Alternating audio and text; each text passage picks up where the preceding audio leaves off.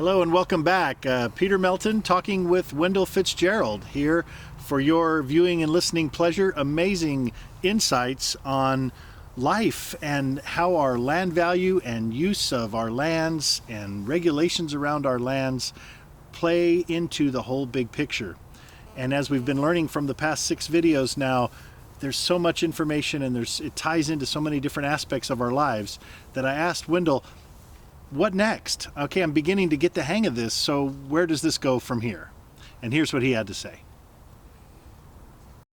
So when you speak about this to in any forum where you're regarding any cause that you're interested in or advocating for, you will first of all understand the ideas and see how these ideas actually are at the root cause of the thing that you're concerned about: urban blight, urban sprawl.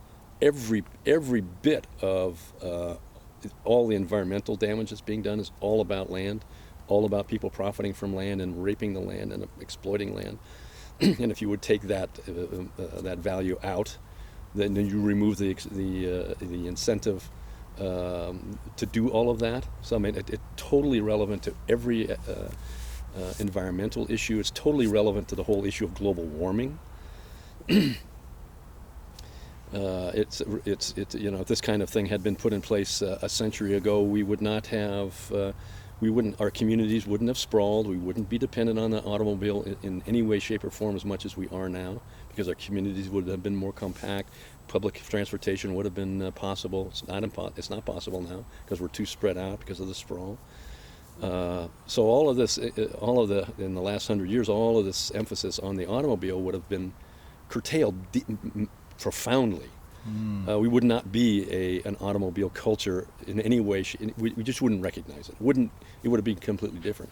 Now we're going to have to play catch up since we've made that mistake and we've allowed our communities to sprawl out. But we could play catch up.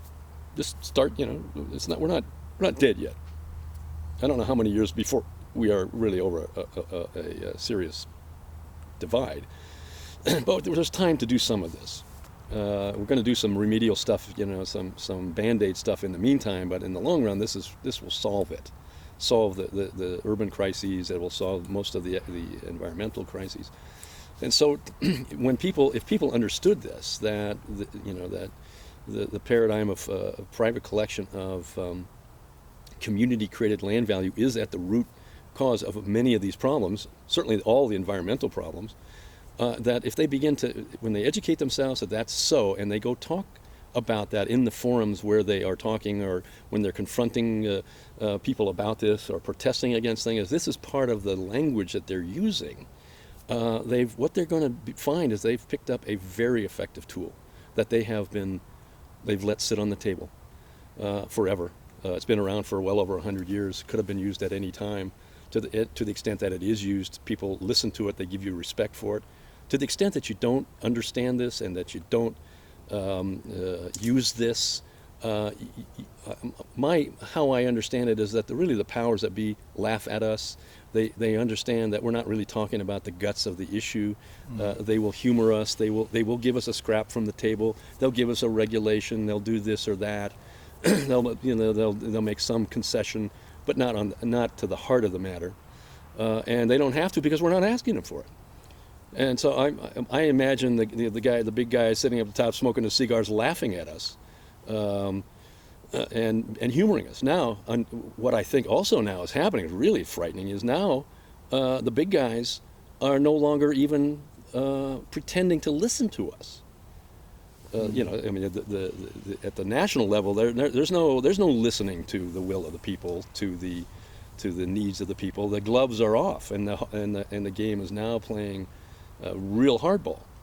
And so the real hardball response to that is, great, you can do that all you want. You can buy up the land, you can rape the land, do all of it. Just give us, because that value that you're pocketing is created by us, we want it all back. And we outvote you. Now we may not outthink you now, but when we figure out what this is about, we're going to outvote you and we're going to take it away from you. So it behooves you now to have a little more respect for us. Behooves you now to start listening to us. Because if you don't, we're going to come and get it all. We're going to take it all. So that's kind of the message that I have about this. You don't need to You don't need to wait for the laws to change. You just need to talk about it. And there isn't any issue. I mean, I can't think of an issue where this doesn't apply. The housing, the affordability of housing issue, all the urban issues, all the sprawl issues, every environmental issue, the cutting of the old-growth redwoods is a wonderful case in point. The reason that the people want to cut that wonderful old-growth stuff is because it's incredibly valuable, and that value is the value that we, the people, have conferred on it. So if we say to them, okay, cut it down, but when you do, you have to give us 100% of that value, and demand that be done, demand of our legislators and the government that be done, these people won't be cutting down any old growth redwoods. They're going to say, okay, they're going to be looking for some other way to make money. Right now, it's a free lunch for them. It's too easy. It's free for them. Collecting community-created value is too easy. It's been the several thousand-year-old game that the wealthy have been playing and exploiting the rest of humanity for. So it's a game that needs to be up. Maybe it made sense in past to have this kind of thing go on.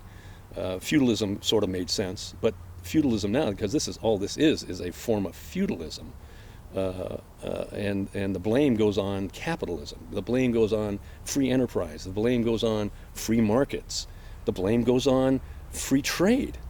And when you look at that's another great issue. People who are unhappy with free trade, you have to understand that if you would actually solve the land question of socialized community-created land rents, free trade would actually benefit everybody.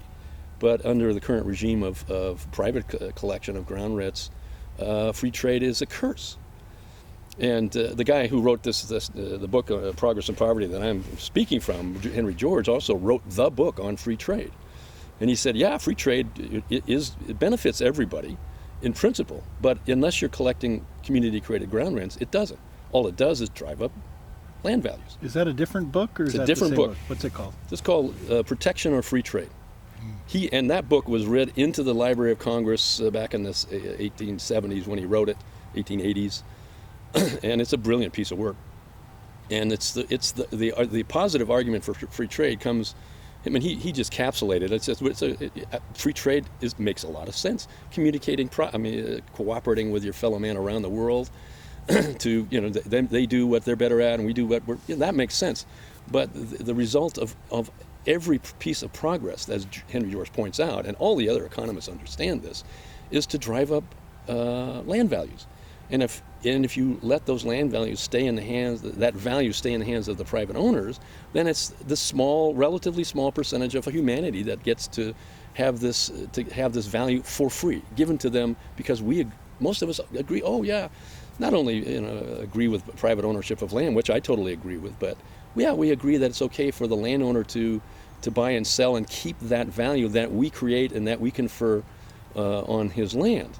Now, if everybody was a landowner, that would be fine, but only 40% don't own nothing. 60% is said in this country own their homes, and half of those folks owe most of that to the bank. So they don't really own the home that they're in or the land that they're in.